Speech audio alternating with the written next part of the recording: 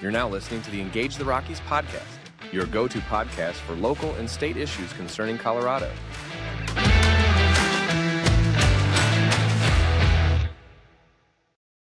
Hello, Rockies. This is Sarah Jane Maroney, your host for Engage the Rockies, and this is our week in review for the first week of April in 2025.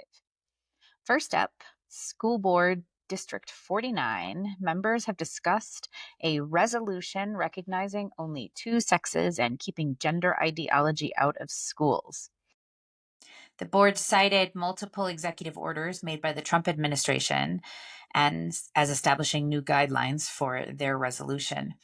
The D49 president, Lori Thompson, was quoted as saying, "We have a fiduciary obligation to pay attention to funding public education to the best of our ability." End quote.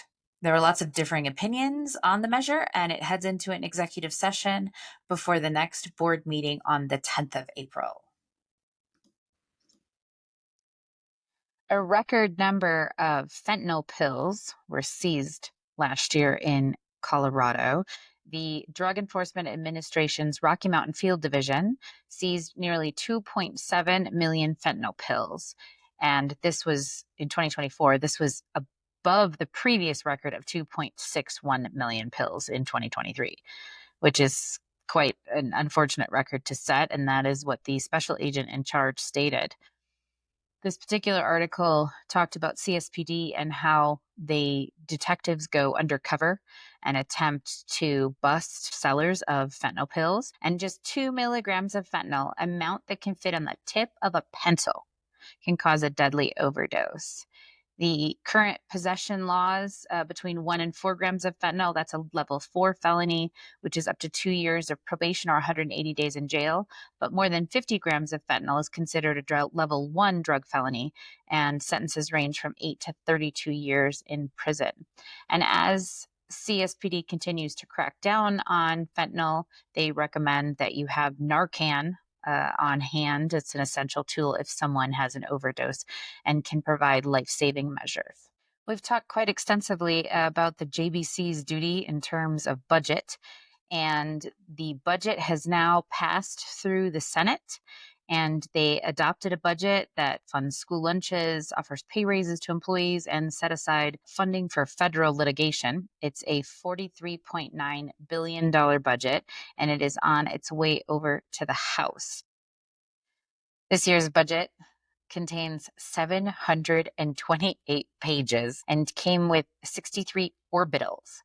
These are bills that move with the budget measure and contain statutory changes to help balance the spending. And some of the orbitals eliminate programs and some transfer them. This is actually the only constitutionally mandated job of the General Assembly by law is to make a budget, and it has to be balanced. Senate Bill 3 has passed out of the legislature and is headed for Governor Polis's desk. This is a safety in firearms bill that has quite sweeping changes. El Paso County Sheriff Joe Roybal came out with a statement. Rather than focusing on legislation to hold criminals accountable and make Colorado a safer, more prosperous place for families and businesses, lawmakers spent their time passing legislation which will ultimately make Colorado less safe for everyone but the criminals.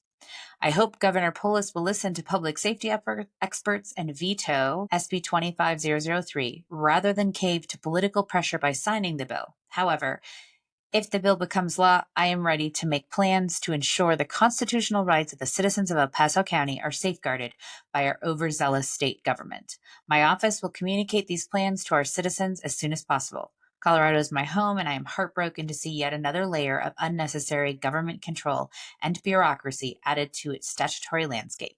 End quote. All of the legislators representing Colorado Springs, both Democrat and Republican, voted against the bill.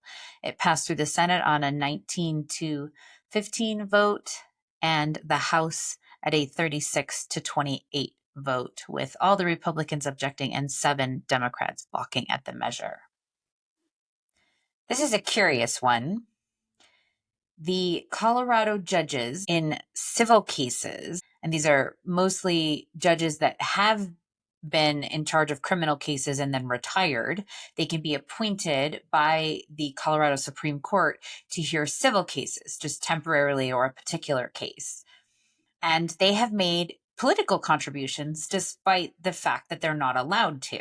The Colorado Code of Judicial Conduct explicitly bars anyone serving as an appointed or private judge, as they're sometimes called, to make any political contributions, the same as any full-time sitting judge or senior judge, even if they're filling in part-time, and they handle only civil cases.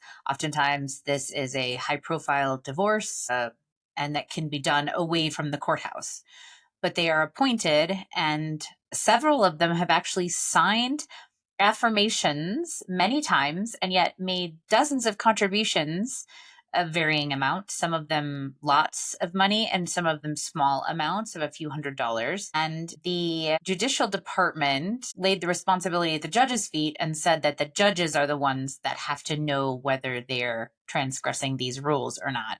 Regardless of that error, a judicial department spokesperson said that it was up to the judge to decide. And there have been 7 different judges that made contributions, and every last one of those contributions was made to either a Democratic candidate or through an organization like Act Blue or a PAC or this type of thing. And a couple of the judges, when they were contacted, hadn't realized that they had transgressed this law and said that they were going to self-report. The Douglas County Board of Commissioners have voted unanimously to initiate a process, which is 9 steps to become a home rule county. We have Weld and Pitkin that are the only counties in Colorado that claim home rule.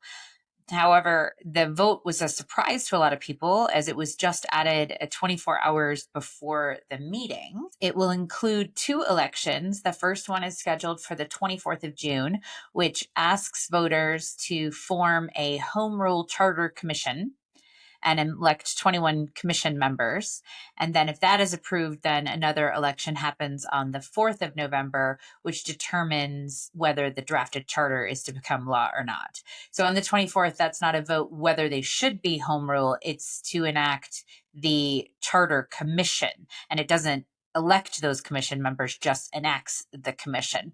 Commissioner Van Winkle said, quote, "We must decisively step away from Denver's misguided leftist policies, which prioritize ideology over practicality, erode individual freedoms, and burden our communities with unsustainable cost. It's time to chart a course rooted in common sense and the values that built this state," end quote. Under home rule, all normal laws are still need to be followed. However, there is some flexibility in terms of whether they appoint the coroner or the treasurer and whether they are elected or not. And the Douglas County officials said that they want more flexibility and local control. Home rule doesn't bypass Tabor, and all other laws still hold and are in place. It just offers the counties that have that to do a little bit more in terms of their local control. And those are the top stories for the first week in April in 2025. Please remember to like and subscribe. Thanks for joining us. Thank you for listening to the Engage the Rockies podcast, your go-to podcast for local and state issues concerning Colorado.